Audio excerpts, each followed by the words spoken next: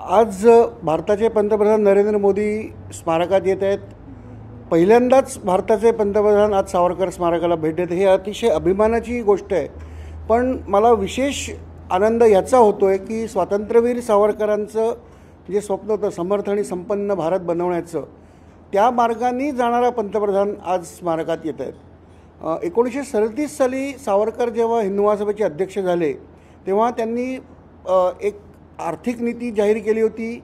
त्याच्यानंतर त्यांनी परराष्ट्र नीती, सैनिकी नीती, उद्योग नीती, हिंदू सभेचं काय धोरण असेल भारत बनवण्यासाठी, तर मला तुम्हाला सांगायला आनंद होतो आहे की या सगळ्या गोष्टी मोदींनी प्रत्यक्षात आणलेल्या आहेत।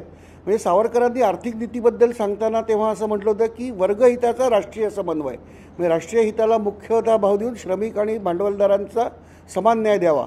आणि मोदींनी तेच धोरण 14 साली आणलं, सबका साथ सबका विकास। याच्यात भारताचं संरक्षण, आता तुम्हाला माहितीच आहे, विदेश नीती मला अगदी सांगायचं वाटतंय की जवाहरलाल नेहरूंच्या काळात विदेश नीती ब्रिटनप्रमाणे चालत होती। त्याच्यानंतर 1970 नंतर भारताची विदेश नीती ही रशियाप्रमाणे चालत होती।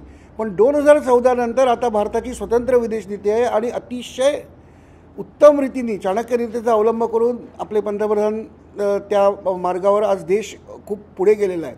आणि असा सावरकर नीतीचा अवलंब करणारा पंतप्रधान इथे येतोय, ही खूप अभिमानाची गोष्ट आहे, आनंदाची गोष्ट आहे। सर, तुम्ही पंतप्रधान नरेंद्र मोदी यांना सावरकर स्मारकाला भेट द्यावी ही विनंती केलेली होती की स्वतःहून पंतप्रधान कार्यालयाकडनं तुम्हाला संपूर्ण कळवण्यात आले की पंतप्रधान भेट देणार आहे, काय असं? त्यांनी स्वतःहून स्मारकाला भेट द्यायचं ठरवलेलं आहे आणि काल आम्हाला त्याप्रमाणे सूचना आली। खरं तर सगळ्या राजकीय ही सगळी रणधुमाळी जी आहे ती सुरू आहे। सध्या दक्षिण मध्य मुंबईचा हा संपूर्ण परिसर आहे। राहुल शेवाळे जे महायुतीचे उमेदवार आहेत शिवसेनेकडनं, त्यांनी एक मुख्य आरोप लावलाय की जे माझ्यासमोरचे उमेदवार आहेत अर्थात महाविकास आघाडीचे अनिल देसाई, ते ठाकरेंच्या पक्षातले, ठाकरे सातत्याने सावरकरांचा गौरवोद्गार करतात, परंतु त्यांचे उमेदवार ज्यावेळेस फॉर्म भरण्याच्या वेळेस त्यांनी सावरकरांच्या पाया पडल्या नाहीत, कारण की राहुल गांधी कुठेतरी नाराज होतील असा त्यांचा तो सगळा आरोप आहे। या सगळ्या आरोपाकडे कसं पाहतात?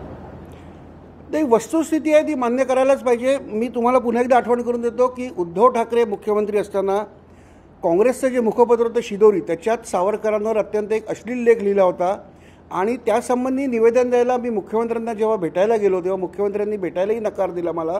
माझं निवेदनही त्यांच्या कार्यालयाने घेतलं नाही, ते मी खाली इनवर्ड केलं होतं आणि त्याचं उत्तर अजूनपर्यंत मिळालं नाही। आणि त्या काळामध्ये राहुल शेवाळे हे त्यांच्या गटाचे खासदार असताना आम्ही जो सावरकर सन्मान मोर्चा काढला होता, राहुल शेवाळे इथे आले होते, म्हणजे तो त्यांचा पक्षांतर्गत काँग्रेसचा विरोध स्वीकारून ते आले होते।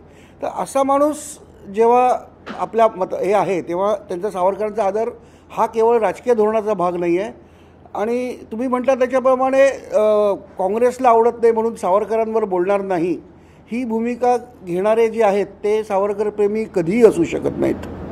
परंतु सातत्याने सावरकरांना भारतरत्न देण्यात यावं अशी मागणी जी आहे ती केली जाते, परंतु गेल्या 10 वर्षापासून भाजपचं सरकार आहे, त्या संदर्भातलं जे पुढचं पाऊल जे आहे भारतरत्न देण्याच्या संदर्भात ते भाजप कुठेतरी घेत नाहीत असं सातत्याने विरोधकांचा सवाल आहे। आता ठाकरे गटाकडनं उद्धव ठाकरे सातत्याने बोलतात की सावरकरांचं वेगळी प्रेम जे आहे ते भाजप करते। ते पहिल्यांदा गोष्ट अशी आहे की सावरकरांना भारतरत्न द्यावं असं आम्हाला अजिबात वाटत नाही आहे, कारण सावरकरांना जनतेने ज्या पदव्या दिलेल्या आहेत, म्हणजे हिंदू सम्राट म्हणा किंवा स्वातंत्र्यवीर, या जास्त महत्त्वाच्या असं मी मानतो। आणि आजच नाही तर मी अनेक वर्षापासून आम्ही सांगत आलो आहे की सावरकर कुटुंबियांची अशी अजिबात हे नाही आहे की आम्ही अशी मागणी पण केली नाही की सावरकरांना भारतरत्न मिळावं। त्यामुळे भारतरत्न हा पुरस्कार देणं महत्त्वाचं का सावरकरांची धोरणं अंमलात आणणं महत्त्वाचं, तर माझं म्हणणं हेच आहे की आदरणीय नरेंद्र मोदी यांनी सावरकरांची धोरणं अंमलात आणलेली आहेत, युद्धाच्या बाबतीत म्हणा, परराष्ट्र नीतीच्या बाबतीत म्हणा किंवा आर्थिक बाबतीत म्हणा। आणि अंदमानमध्ये ते जाऊन ते सगळ्यांसमोर अर्धा तास ते कोठडीत बसलेले आहेत, म्हणजे त्यांच्या मनातलं प्रेम आहे ते मला वाटत नाही की असं काही पुरस्कार वाटून जाहीर होईल ते। आणि ते उघडपणे आज सावरकरांचं हिंदुत्व त्यांनी घेतलं आहे। लक्षात ठेवा, सावरकरांचं हिंदुत्व हे राष्ट्रीय हिंदुत्व आहे, पूजा पद्धती आधारित हिंदुत्व नाही। आणि हे हिंदुत्व जर देशात टिकलं तरच देशात सेक्युलरिझम ज्याला आपण म्हणतो तो राहील, कारण भारताचा इतिहास आहे पाकिस्तान, बांगलादेश किंवा अफगाणिस्तान जिथे जिथे हिंदू अल्पसंख्य झाले तिथे आज मुस्लिम कुराणच्या पद्धतीवर चालणारी शासनं आलेली आहेत. पाकिस्तानमध्ये फाळणीनंतर 18% मुसलमान होते, हिंदू होते. आज 1% पण उरलेले नाही आहेत. आणि भारतामध्ये 8% मुसलमान होते, ते आज 22%वर गेलेत. म्हणजे सर्व धर्म समभाव किंवा धर्मनिरपेक्षता हे केवळ हिंदू राष्ट्र जे जर झालं तिथेच शक्य आहे. ज्या क्षणी भारतात हिंदू अल्पसंख्यक होईल त्या क्षणी भारतातली धर्मनिरपेक्षता संपेल. आणि म्हणून माझ्या दृष्टीने सावरकरांच्या हिंदुत्वाचा जो पुरस्कार नरेंद्र मोदी करतायत तो अतिशय महत्त्वाचा आहे.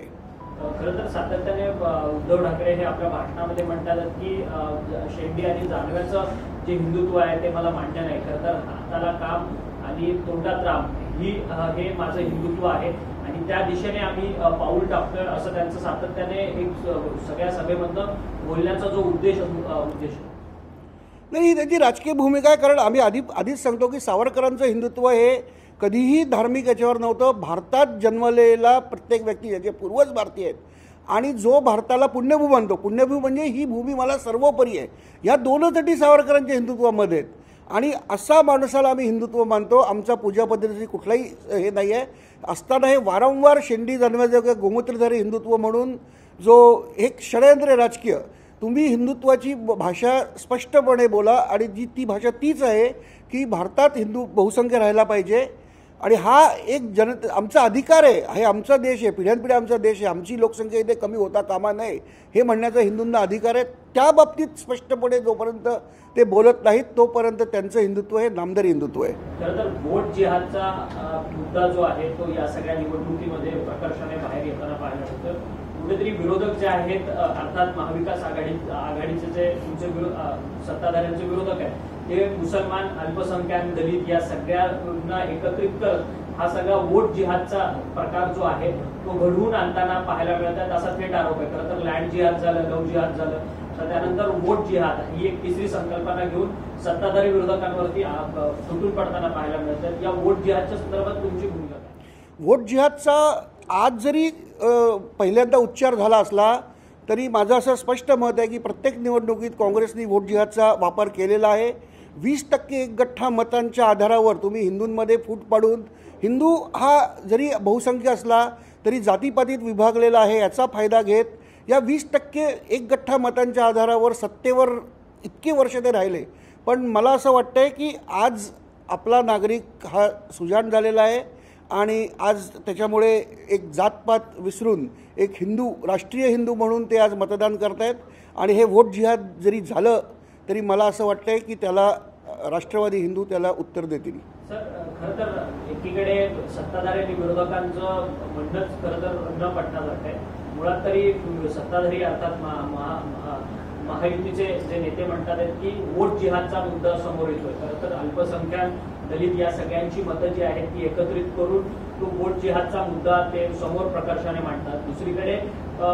दुसरीकडे महाविकास आघाडीचे नेते म्हणतात की सातत्याने हिंदू प्रेम, मुसलमान द्वेष हे वाढवून कुठेतरी हिंदूंची मतं एकत्रित कन्सोलिडेटेड करून हिंदू जिहाद अर्थात ती संकल्पना देखील अनेक नेत्यांनी यापूर्वीच्या निवडणुकीमध्ये देखील बोलवून दाखवलेली.